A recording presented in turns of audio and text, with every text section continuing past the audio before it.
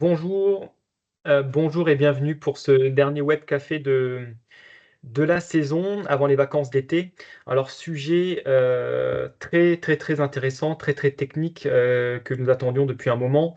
Alors je sais pas pour vous comment dire ça? Je pense qu'il va falloir plusieurs cas de pratique avant de bien maîtriser la règle, c'est pas évident du tout et à voir avec le temps ce que ça va donner parce qu'effectivement étant tout nouveau, on n'a pas encore d'arrêt ni de recul sur la pratique.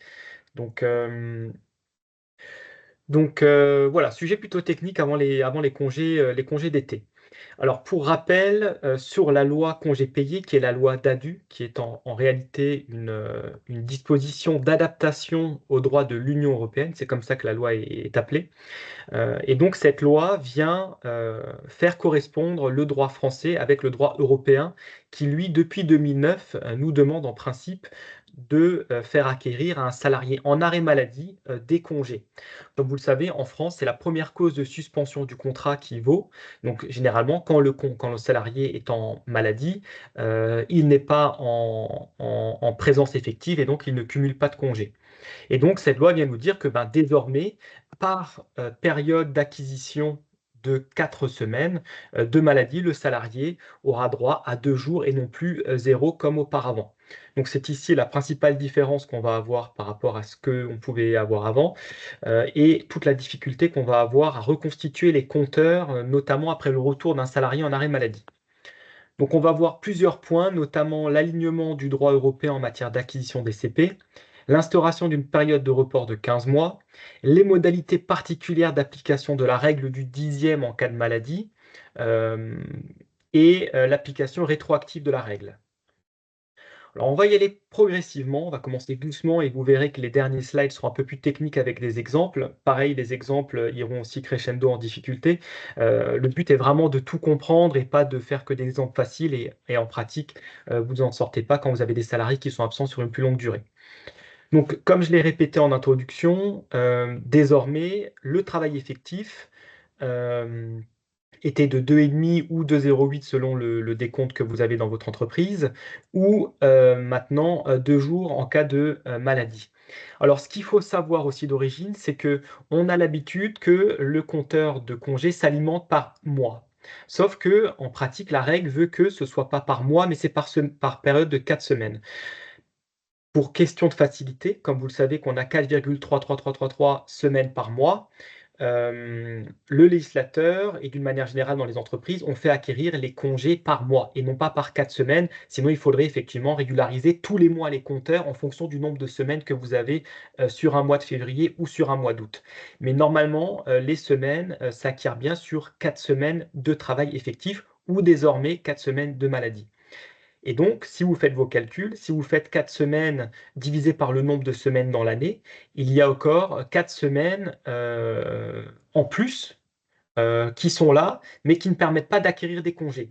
Et donc, en fait, ce qui signifie que si votre salarié déjà auparavant était absent moins de 4 semaines dans l'année, il avait tout de même droit à son total de 30 jours de congé, puisque finalement, il avait suffisamment de périodes de 4 semaines complètes pour acquérir ces 30 jours. Donc 2 jours ou 2 jours et demi par période de 4 semaines. Donc avant, comme on l'a dit, 0 jour en maladie. Désormais, c'est, minimum 24 jours ouvrables dans l'année.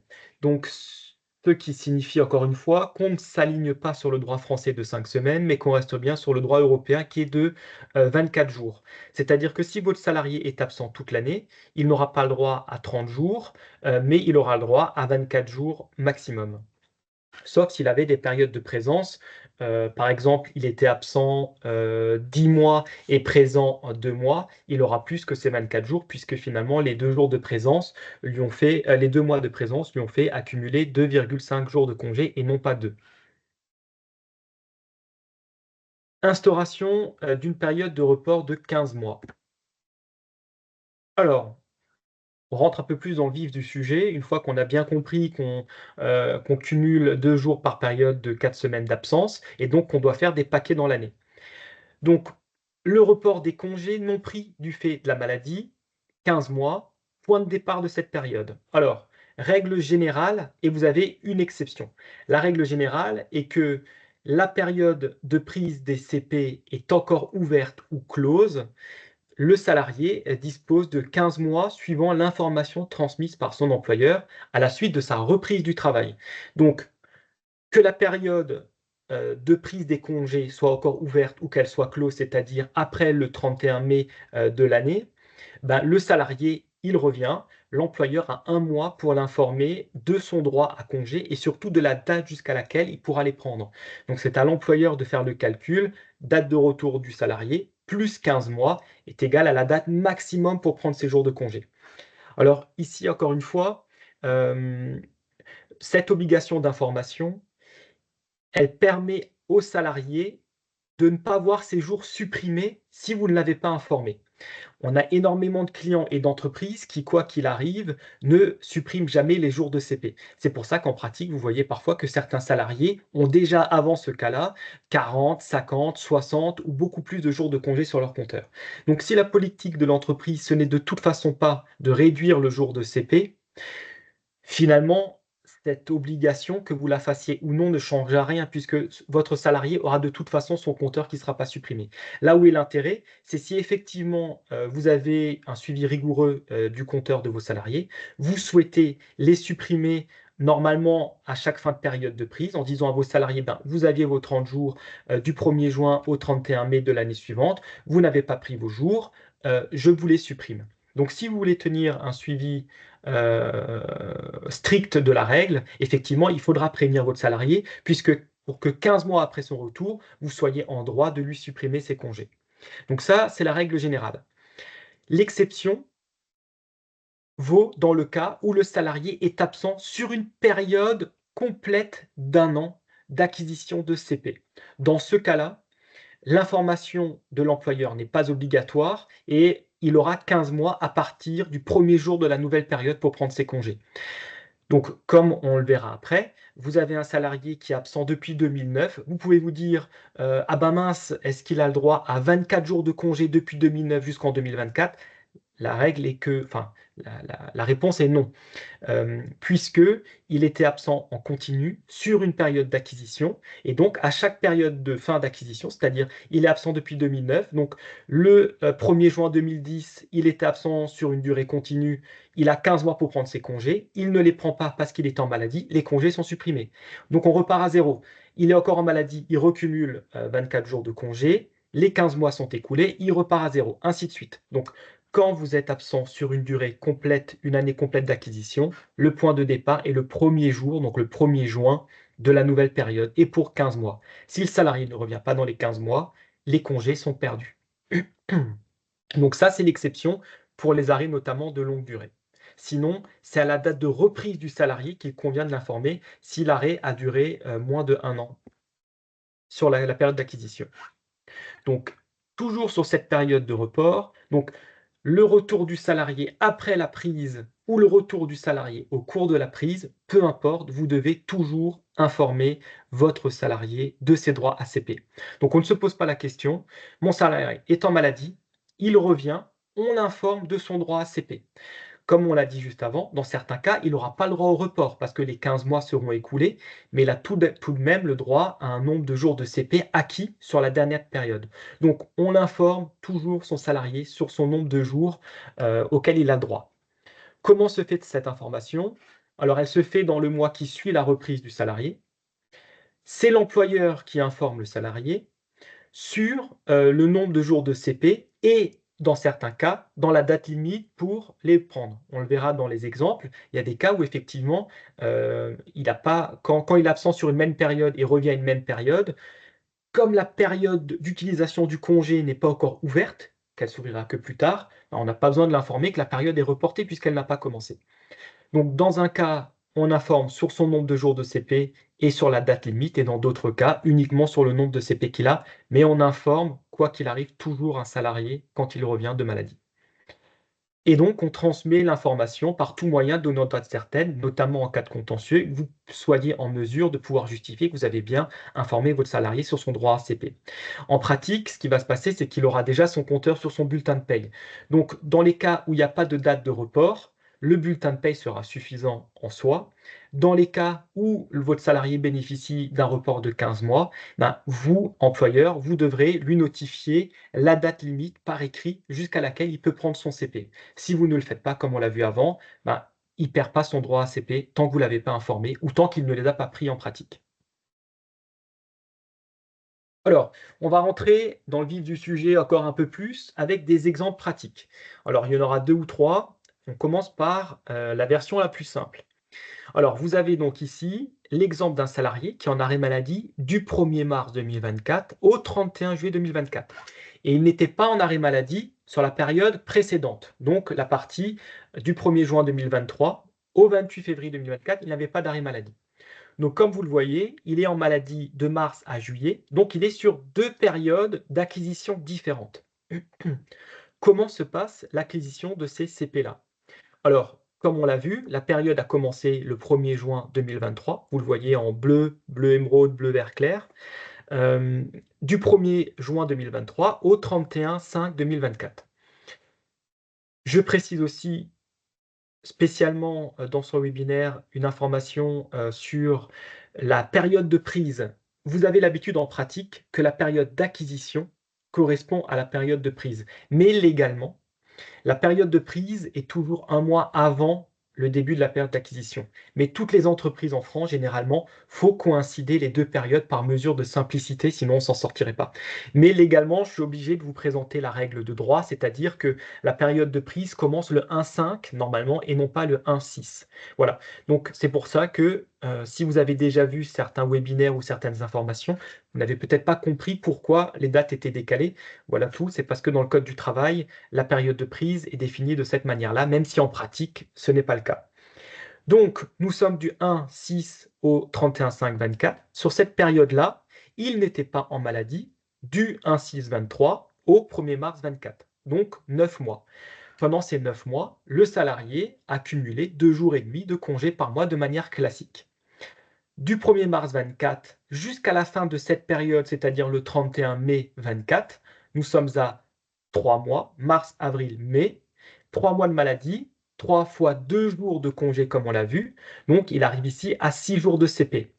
Donc si on fait les 9 mois fois 2,5 de présence sur cette période, plus les 6 jours pour ces 3 mois de maladie fois 2 jours, on arrive à 29 jours ouvrables de droit sur cette période de juin à mai 2024. Donc il a droit à 29 jours. Sauf que dans l'arrêt en question, vous voyez qu'il est en arrêt jusqu'au 31 juillet, donc sur une nouvelle période d'acquisition qui a commencé au 1er juin, soit 2 mois, juin, juillet, on est à 2 mois de maladie sur la nouvelle période, et sur cette nouvelle période, 2 mois de maladie font 4 jours ouvrables de congé. Comment j'informe mon salarié qui était donc absent sur 2 périodes différentes? Donc c'est la partie en dessous. L'information à transmettre au plus tard le 31 août, donc soit 1 mois après son retour comme on l'a vu, c'est de lui dire: «Ben, vous avez, acquis sur la période précédente 29 jours, vous n'avez pas pu les prendre du fait de votre maladie, puisqu'il aurait potentiellement pu les prendre, jusqu'au 31 juillet 2024, mais il n'a pas eu l'occasion de le faire». Donc on lui dit que: «Je vous informe le 31 août que vous avez 15 mois, soit jusqu'au 30 novembre 2025 pour prendre ces 29 jours». Concernant les 4 jours sur la nouvelle période, comme je l'ai dit avant, ce sont des jours qui n'étaient pas acquis, mais en cours d'acquisition. Ce qui fait que en cours d'acquisition veut dire qu'il ne pouvait pas les prendre tout de suite. Donc il n'a perdu aucune possibilité de les prendre puisqu'il n'avait pas le droit de le faire. Donc dans ce cas-là, il faut, comme je l'ai dit avant, le prévenir qu'il a bien droit à 4 jours de CP pour ces 2 mois de maladie, mais par contre, il n'a pas le droit du report, puisque de toute façon, il ne pouvait pas les prendre. Et donc, ces 4 jours-là, il ne pourra les prendre qu'à partir de la nouvelle période d'acquisition qui commencera le 1er juin 2026. Si vous avez des questions par rapport à ça, je vous invite à les mettre dans le chat, j'y répondrai tout à l'heure. Mais voilà, ça c'est un cas plutôt simple. On a les 2 périodes, donc comme je vous l'ai dit, on fait des périodes de 4 semaines de congé, de 4 semaines de maladie ou de 4 semaines de présence, pardon. Et donc, on arrivait, c'est pour ça dans la première partie du tableau, à 4 jours ouvrables et 29 jours ouvrables, en mélangeant la période de travail effective et la maladie, on arrivait à 29 jours. Donc, on informe le salarié de son droit à report des 29 jours et simplement de ses 4 jours ouvrables dont il a tout de même pu cotiser entre guillemets malgré sa maladie. Voici un autre exemple, un tout petit peu plus compliqué. Alors, vous avez un salarié absent du 1er juillet 2023 et qui reprend le 1er juillet 2024. Donc ici, comme avant, nous sommes bien sur 2 périodes différentes.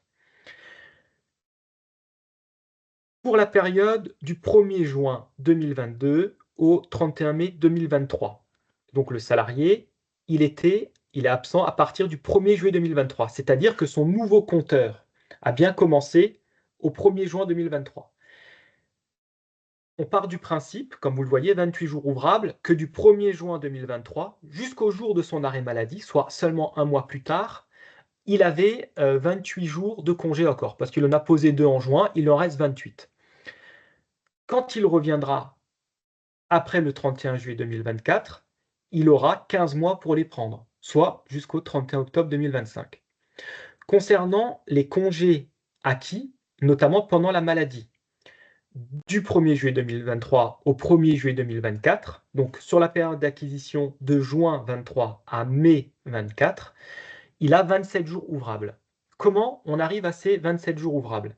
Alors, je vous invite à prendre votre téléphone comme je vais le faire moi-même, pour tomber sur ces 27 jours ouvrables.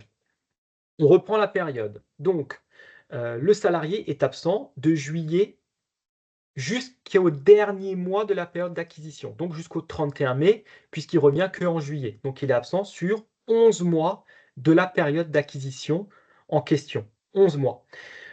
On l'a vu avant, on n'acquiert pas les 2 jours par mois, mais par semaine. Donc la question est de savoir combien on a de blocs de 4 semaines dans 11 mois. Ben, c'est facile, on prend 11 mois. Combien il y a de semaines dans un mois? On avait dit avant 4,33. Donc on fait 11 fois 4,33333333. On arrive à 47. Comment savoir combien il y a de blocs de 4 semaines dans 47? Ben, on divise par 4. Donc je divise ces 47 par 4. J'arrive à 11,91 blocs de 4 semaines, fois 2 jours de congé, puisque pendant ces 11 blocs, il a à chaque fois cumulé 2 jours de congé comme il est en maladie. Donc je multiplie par 2, j'arrive à 23,83. On n'est toujours pas à 27, parce que effectivement, il était en absence seulement à partir du 1er juillet. Il a donc travaillé du 1er juin au 1er juillet 2023, il avait travaillé. Et donc pendant ce mois-là, il a bien cumulé 2 jours et demi de congé. Donc, comme je vous l'ai dit avant, on était à 11 mois de maladie. On rajoute le 12e mois au cours duquel le salarié a travaillé. Donc, je fais plus 2,5. J'arrive à 26,33. J'arrondis au supérieur. Et donc, sur la partie en vert, j'arrive bien aux 27 jours ouvrables dont le salarié bénéficiera jusqu'au 31 octobre 2025, comme pour la période précédente, puisque ce qui compte, c'est la période, le moment, à la date à laquelle il est revenu, le 31 juillet. Ensuite, concernant la dernière partie, en violet, le salarié étant absent jusqu'au 1er juillet 2024, il a bien été absent un mois sur la nouvelle période qui a commencé le 1er juin. Et donc, comme on l'a vu dans l'exemple d'avant, il a acquis 2 jours sur ce mois en maladie, pas le droit au report, puisque la période n'était pas ouverte. Donc, on ne reporte pas ces 2 jours au même titre que les 15 mois sur les périodes précédentes. Pourquoi le 30 avril 2026? Puisque ces 2 jours ont été acquis sur la période jusqu'au 31 mai 2025, ben, il en bénéficiera de ces 2 jours à partir du 1er juin 2026. Et donc, il pourra en bénéficier jusqu'au 30 avril, pardon, au 1er juin 2025. Et donc, il pourra en bénéficier pendant un an, comme tous les congés, soit jusqu'au 30 avril 2026. Comme je l'ai dit avant, la période de prise est normalement un mois légalement avant la période d'acquisition. Mais en pratique, chez vous, ça ne sera pas le 30 avril, mais ça sera bien le 31 mai, comme tous les autres congés dont il bénéficiera au titre de travail effectif. Donc, il faut informer le salarié de son droit aux 28 jours, au droit aux 27 jours jusqu'au 31 octobre 2025 et l'informer qu'il a bien cumulé 2 jours de congé sur la nouvelle période. Pas la peine de lui préciser que c'est jusqu'au 30 avril ou dans votre cas le 31 mai 2026, puisque ce sera comme pour les congés classiques, donc pas la peine d'informer le salarié qu'il a le droit à ses congés jusqu'au 31 mai de l'année en question. Enfin, un dernier exemple, cette fois-ci plus compliqué, mais aussi plus rare, sur un salarié qui est absent sur plusieurs périodes. Donc le salarié est absent pour maladie non professionnelle du 29 mai 2024 au 31 mai 2027. Alors, une autre précision, je ne parle pas des arrêts pour maladie professionnelle, puisque la seule différence qu'il y a avec les cas en question pour non professionnels, c'est que simplement, avant, on était limité à un mois d'acquisition. Maintenant, il n'y a plus de limite, comme pour les arrêts non professionnels. Donc en fait, que ce soit professionnel ou non professionnel, ce sont exactement les mêmes règles qui s'appliquent dans les deux cas, sauf pour le cumul des congés. Donc sur ce cas-là, un peu plus technique, donc on spécule un peu, on imagine que le salarié reviendra le 31 mai 2027 et il est absent, du 29 mai 2024 au 31 mai 2027. Donc le salarié a cumulé des congés du 1-6-23, la période en orange, hein, au 31-5-2024. Pas de bol, il est en maladie à partir du 29 mai. Sauf que sur cette période, il n'était pas en maladie. Donc, on n'applique pas l'exception du report de 15 mois à partir de la nouvelle période, mais on applique la règle générale qui veut que c'est 15 mois à partir de la reprise du salarié. C'est là où il peut y avoir des difficultés de compréhension et je trouve que cette partie a mal été expliquée peut-être dans le texte en pratique, mais il faut bien distinguer la règle de base qui est l'information, c'est le report de 15 mois au retour du salarié, mais si le salarié était absent sur toute une période complète, là, ce n'est pas 15 mois après son retour, mais c'est bien 15 mois à la nouvelle date de début d'acquisition des congés. C'est l'exemple que je prenais en début de webinaire. Un salarié qui est en maladie d'une manière continue de 2009 à 2024, eh ben, tous les ans, enfin tous les 15 mois, ces congés sont perdus. Alors que dans le cas qu'on va voir là, le salarié peut être absent 10 ans, comme il n'était pas absent sur la période en orange, et que le cumul de ces congés vient bien d'un travail effectif, et ben même s'il est absent 15 ans, ces droits-là ne seront jamais perdus. Et il les récupérera bien quand il reviendra. Et il aura 15 mois pour les prendre à son retour. Ce qui n'est pas la même chose pour la période en bleu. La période en bleu étant une période complète de maladie, et ben, vous voyez que les congés sont perdus parce que quand il reviendra après le 31 mai 2027, on aura bien dépassé les 15 mois après le 1er juin 2025. Donc cette période-là sera perdue.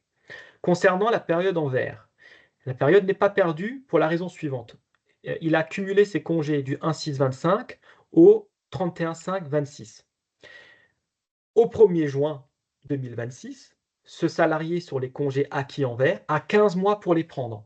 Si vous faites juin 26 jusqu'à mai 27, il n'y a pas 15 mois. Donc quand le salarié revient, il faut l'informer qu'il a 15 mois pour prendre ses 24 jours de congé. 24 jours de congé, je le répète, parce que c'est maximum 24 jours quand vous êtes en maladie. La période du 1-6-26 au 31-5-27, ben, il revient le 31-5-27, donc forcément la nouvelle période n'a pas commencé, donc il a bien les 15 mois également pour prendre ses jours de congé. Là, on est dans le cas globalement maximum de congés que vous pouvez avoir sur un salarié, puisque il avait un compteur orange au max de 30 jours. On est tout juste à la limite pour que les congés en vert ne soient pas supprimés au-delà des 15 mois. Et il bénéficie encore une fois des 24 jours de la période en violette. Donc on est sur quasiment 80 jours, c'est quasiment le maximum. On peut aller, je n'ai pas fait le calcul, mais je pense jusqu'à 80, peut-être 86 jours, si on va optimiser cette période-là. Mais c'est le maximum qu'on peut donc avoir sans les perdre. Je vous invite à poser vos questions dans le chat si vous avez des questions par rapport à ça. Le mieux, c'est de se remettre dessus, pardon, à tête reposée et de refaire ses calculs de son côté. Mais n'oubliez pas que si des congés ont été cumulés sur une période de présence, la période de 15 mois, c'est bien quand le salarié revient. Ensuite, modalité particulière pour l'application de la règle du dixième en cas d'arrêt maladie. Alors, là, c'est assez simple, la règle a forcément été modifiée. En fait, le but du législateur, c'est que, en plus de réduire l'acquisition des congés en cas de maladie de 2,5 à 2, on réduit également, le montant, leur valorisation, en fait. Au lieu de les compter à 100 le montant du salaire ne sera pris qu'à hauteur de 80 pour ne pas complètement pénaliser les entreprises qui vont devoir finalement, heu avoir des compteurs beaucoup plus importants puisque désormais le salarié acquiert des congés en maladie. Donc, l'arrêt de maladie de 4 mois sur la période d'acquisition, et 8 mois de travail effectif. Donc pour savoir comment on fait le calcul, donc droit à congé payé, donc on a bien 4 mois de maladie fois 2 jours ouvrables et 8 mois de travail effectif fois 2,5, on arrive à 28 jours ouvrables, de congé sur la période. Donc pour savoir comment on valorise en salaire ces 28 jours quand le salarié prendra ses congés ou quand il partira, s'il démissionne, ben, l'assiette se calcule de la manière suivante. Donc, on prend bien 8 pour les 8 mois de travail effectif sur un salaire de 3 000 €, on ne proratise rien et sur, les 4 mois, de maladie, cette fois-ci, on valorise le salaire à 0,80 et non pas à 100. On arrive à un total de 33 600. On applique la règle du dixième, on arrive à 3 360 €, pour les 28 jours de congé, ce qui donne 120 € par jour de congé.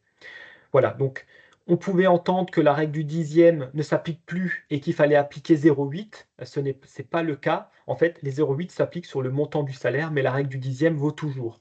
Donc comme vous le savez, quand un salarié part ou prend des congés, vous êtes censé appliquer la règle la plus avantageuse entre le maintien de salaire ou la règle du dixième. Généralement, on compare les 2. Dans ce cas-là, il y aura pas d'impact. Si le maintien de salaire est plus intéressant, ça sera pas la peine de faire des calculs. Le salarié finalement ne perdra rien si le maintien de salaire est plus intéressant et il restera bien sur un maintien à 100. Donc voilà pour la règle du dixième qui a été adaptée sur, la partie, maladie. Sur l'application rétroactive de la règle, puisque effectivement, beaucoup de questions tournent autour, de qu'est-ce qu'on fait quand le salarié notamment est sorti et qui va me demander de régulariser ses congés? Alors, il faut prendre le compteur de congés à la fin de chaque période. Comme je vous l'ai dit avant, la règle étant applicable depuis 2009, on fait compteur par compteur, mois par mois, enfin année par année et on fait le calcul, est-ce qu'on supprime ou non les 24 jours à la fin de chaque période? Donc, le compteur de CP de période d'acquisition est inférieur à 24 jours. La question est de savoir est-ce qu'il faut régulariser ou pas. Donc, j'ai un compteur inférieur à 24 jours sur une période. La suspension du contrat est supérieure à 1 an. Dans ce cas-là, je regarde si la période de report de 15 mois est écoulée avant la reprise du salarié, comme la suspension du contrat est supérieure à 1 an. Si on est au-delà de 15 mois, comme on l'a vu avant, il n'y a pas de régularisation, les congés sont perdus. La suspension du contrat est supérieure à 1 an, mais la période de report de 15 mois n'est pas écoulée avant la reprise du salarié. Donc là, il faut régulariser, le compteur de CP. La suspension du contrat est inférieure à 1 an, bah là, quoi qu'il arrive, il faut, régulariser, le compteur, puisque le salarié aura le droit au moins à 24 jours de CP. Donc si sur votre compteur, vous avez que 22 jours, la suspension du contrat était inférieure à 1 an, bah, le salarié, il faut lui recréditer 2 jours de plus sur son compteur de CP puisque, il lui manque 2 jours. Donc par exemple, sur l'année, 2018, il avait une suspension de contrat inférieure à 1 an, il avait que 22 jours de CP. Ce salarié peut vous réclamer 2 jours, pour, cette année où il n'a pas eu son droit à 24 jours. Si, le compteur CP fin de période d'acquisition est supérieur à 24 jours, bah là, il n'y a aucune régularisation à faire puisque selon la règle, européenne, le compteur, il doit être à 24. Donc si votre salarié en a 27, de 2009 à 2024, il a tout le temps 26, 27 et cetera, bah, il n'y a aucune régularisation à faire, même s'il est en maladie puisqu'il a cumulé le maximum qu'il pouvait. C'est le cas que j'ai cité avant, le salarié est présent 10 mois ou 11 mois, il est malade 1 mois, bah, ça ne joue en rien sur ses congés, puisqu'il faut être au moins absent 4 semaines avant, hein, pour avoir une réduction de CP. Donc là, au-delà de 4-8 semaines, de toute façon, il aura le droit à son compteur plein, donc pas de régularisation. Euh, Comment le salarié qui est sorti de l'entreprise peut agir? Alors, le salarié peut agir dans la limite de 3 ans précédant la fin de son contrat de travail. Donc, votre salarié est sorti à une date X, il a 3 ans pour saisir, enfin pour vous faire une demande ou pour saisir éventuellement le conseil de prud'homme, et il peut retourner 3 ans avant son contrat de travail, avant la fin de son contrat de travail. Donc, pour un salarié qui sort maintenant, il ne pourra pas vous réclamer des congés de 2009, 2010, 2011, 2012, puisque cette période est beaucoup plus lointaine que 3 ans précédant la fin de son contrat de travail. Donc là aussi, si vous avez un salarié qui est sorti depuis longtemps, au-delà de 3 ans, vous n'avez de toute façon plus rien à régulariser. Et sinon, il faut vérifier période par période. Le plus simple est effectivement, si votre salarié était absent sur toute la période, comme il était, comme on l'a vu avant, absent sur une période complète de 12 mois, tous les 15 mois, les 24 jours ont été supprimés.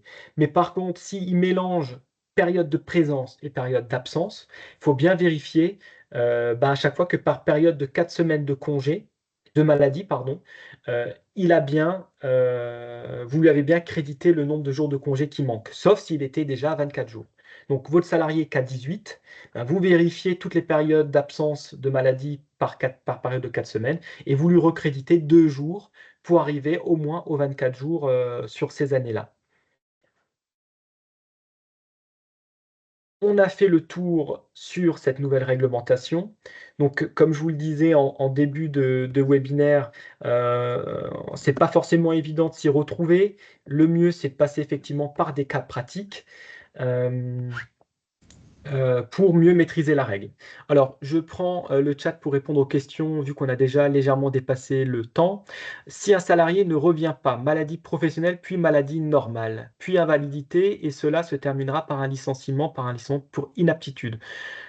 Alors, si le salarié ne revient pas, maladie professionnelle, maladie normale, là, on est dans le cas qu'on a vu avant. C'est-à-dire que si au premier jour de son arrêt maladie professionnelle, il avait des congés acquis, quand il reviendra, il aura toujours le droit à ses congés pendant 15 mois. Donc, s'il est licencié, il aura, admettons, avant d'être en maladie professionnelle, il avait un compteur de 20 jours de congés.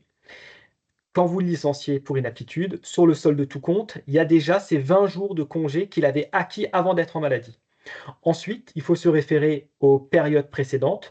Comme on l'a vu, bien dissocier toutes les périodes d'acquisition de juin à mai. Toutes les périodes qui dépassent 15 mois d'acquisition, vous pouvez supprimer les congés, mais notamment là, dans votre cas, il aura bien droit à des congés. Admettons, vous le licenciez le 12 juin, voilà, on est le 12 juin 2024. Depuis le 1er juin 2024, une nouvelle période est en cours, et donc il avait bien droit à 24 jours de congé sur cette période du 1er juin 23 au 31 mai 24, puisque ces jours-là lui sont crédités normalement sur son bulletin de juin, ces 24 jours-là.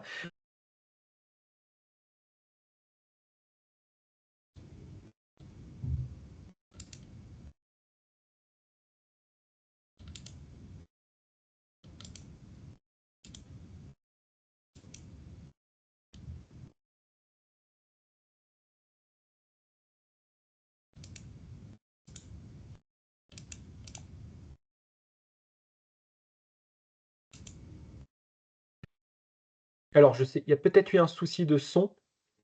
Mais en tout cas, je disais de rediviser chaque période, mais qu'en principe, il a déjà le droit aux 24 jours de la période du 1er juin 23 au 31 mai 24, puisque on vient à peine de démarrer la nouvelle période. Donc là, il a bien 15 mois. Si vous le licenciez maintenant, ces 24 jours, il y a droit. Et s'il avait des jours avant son arrêt pour maladie professionnelle, il faudra aussi lui payer. Donc là, typiquement, le compteur sera assez élevé sur le solde de tout compte de votre salarié. Merci S'il y a Maxime. d'autres questions, Je crois après, il ne que faudra pas hésiter éventuellement à me les envoyer par mail. Le mieux, c'est de voir de toute façon au cas par cas. Dernier point, si vous avez un salarié qui a énormément ou pas énormément de jours de congé, qui est déjà sorti de votre entreprise et qui vous réclame ces jours. Vous pouvez aussi trouver éventuellement un accord transactionnel avec le salarié, puisque, admettons, il lui manque 8 jours de congé, il y a peu de chances qu'il fasse un contentieux pour 8 jours de congé. Donc vous pouvez éventuellement faire un accord transactionnel. Il admet qu'il n'a pas tout à fait raison, vous admettez de même, vous faites un accord transactionnel, et puis vous convenez d'un montant déterminé, sans devoir forcément lui payer la totalité si le salarié est sorti. Donc, voyez au cas par cas. euh, et effectivement, par période de 3 ans, de toute façon, les congés sont perdus. Mais encore une fois, prévenez bien vos salariés à chaque retour de maladie de leur droit à congé. Le cas échéant, au droit aux 15 mois de report, sauf si de toute façon vous ne souhaitez pas les réduire. Dans ce cas-là, euh, je ne peux pas vraiment vous conseiller de ne pas les prévenir comme vous le faisiez déjà avant. Et si de toute façon vous ne voulez pas diminuer les compteurs, autant ne pas prévenir le salarié. Voilà, donc une nouvelle réglementation à voir en pratique. On fera peut-être un compte rendu d'ici quelques mois pour voir ce qui s'est passé, voir si la législation a éventuellement évolué sur ces points-là, sachant que, comme je vous l'ai dit, on n'est pas tout à fait raccord avec le droit français qui, chez nous, est de 5 semaines et non pas 24 jours. On a largement dépassé, mais c'était bien ce qu'il fallait pour ce sujet très délicat d'avant-congé. Je vous souhaite de bonnes vacances d'été. Je vous donne rendez-vous au mois de septembre pour le prochain webinaire et bonnes vacances à tous. N'oubliez pas de répondre au questionnaire avant de partir et puis bonne fin de journée. Au revoir.